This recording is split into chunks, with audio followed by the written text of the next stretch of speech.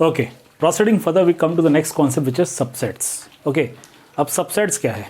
एक वर्ड है सेट, उसके आगे सब है। Okay, clear. अब ये सब वर्ड आपके लिए नया नहीं है। अब मैं आपको एक दूसरा वर्ड बताता हूँ, सब कॉन्टिनेंट। आपने कॉन्टिनेंट वर्ड सुना हुआ है, एशिया ये एक कॉन्टिनेंट है। सब कॉन्टिनेंट, सब कॉन्टिनेंट क्या होता है? सब continent means a part of that continent, ठीक है, उसका एक पार्ट। क्लियर। सब्सटीट्यूट, सब्सटीट्यूट का मतलब क्या है? एक पूरी टीम है, उसका जो पार्ट है that is known as substitute. Okay, substitute का दूसरा मतलब ये भी रहता है कि किसी को रिप्लेस करना, बट एक्चुअल सब्सटीट्यूट एक बड़ी जो ये है, मतलब जो टीम है उसका पार्ट, उसे सब्सटीट्यूट कह सकते हैं। ओके, सब रिवर, सब रिवर सुना है वर्ड?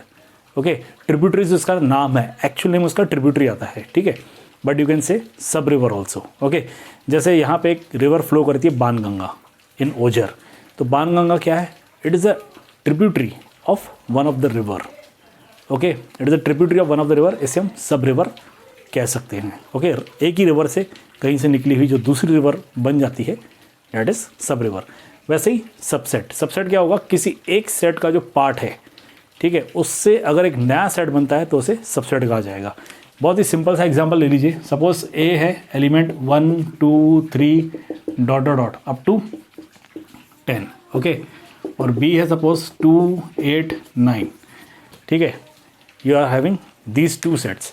आप देख सकते हो बी का एलिमेंट 2 ये यहाँ पे प्रेजेंट है, 8 प्रेजेंट है, 9 प्रेजेंट है। इन दिस केस हम क्या कहेंगे? B is subset of A, denoted by, अब इसका नोटेशन क्या आएगा? डिनोटेड बाय बी, ये नोटेशन है सबसेट का। This is the notation of subset. Okay, this is the notation of subset. Okay, B subset of A, ये notation है। ध्यान रखिएगा, दिस मीन्स बिलोंग्स टू, इसका मीनिंग क्या है? बिलोंग्स टू, और इसका मीनिंग क्या है? सबसेट। ओके, ये बिलोंग्स टू, ये सबसेट। अब अगर हम ये ले लें C is equal to set containing 2 8 11, अगर हम ये ले लें तो यहाँ पे हम क्या लिखेंगे? C it is not the subset of A। C जो है it is not the subset of A। क्यों? क्योंकि इसके सारे एलिमेंट A में प्रेजेंट नहीं है। ये अगर हम एलिमेंट काउंट करें 11, ठीक है, तो ये यहाँ पे प्रेजेंट नहीं है, ठीक है। अब सबसेट को और सिंपल वे में आपको समझना है तो वो क्या रहेगा? फॉर एग्जांपल, आप 11th साइंस के स्टूडेंट्स हैं। अब आपके स्कूल में अगर 11th है, 11th भी 2 सेक्शन है, एक सेक्शन पर्टिकुलरली मैथ्स वालों के लिए, दूसरा सेक्शन पर्टिकुलरली बायो वालों के लिए, ठीक है। आप 11th ए को बिलोंग कर रहे हो, ठीक है। देन आपका जो क्लास है 11th A science, it is subset of 11th science students. अब उसमें 11th 11th भी आ गया।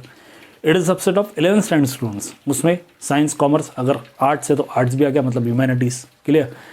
आपका class it is subset of higher secondary, higher secondary में 11th और 12th आ गया। Your class it is a subset of school, school में सारे बच्चों का अगर काउंट कर दिया जाए तो आपका जो एक क्लास है वो इसका सबसेट है।